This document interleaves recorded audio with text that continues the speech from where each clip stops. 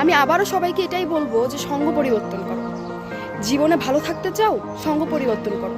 সুন্দর একটা জীবন চাও, সঙ্গ পরিবর্তন করো।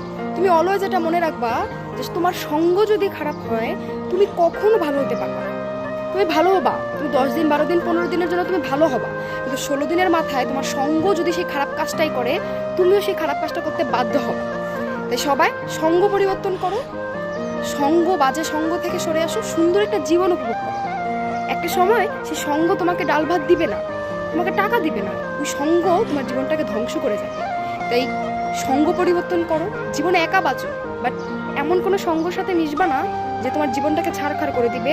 খারাপ সমাজ, তোমার জন্য একটা খারাপ সমাজ তৈরি হচ্ছে, তুমি এটা বুঝবা এখন না। যখন তোমার সন্তানও খারাপ মানুষদের সাথে মিশবে, তখন তুমিও তাদেরকে এটা বুঝাবা, কিন্তু তোমার সন্তান বুঝবে না, কারণ তুমি তো বুঝো নাই। তাই খারাপ সঙ্গ ত্যাগ করে সুন্দর মানুষদের সাথে মিশো, ভালো মানুষদের সাথে মিশো। কখনোই মানুষ জাজমেন্ট করবা না তার চেহারা দিয়ে, মানুষ জাজমেন্ট করবা তার চরিত্র দিয়ে। That's it.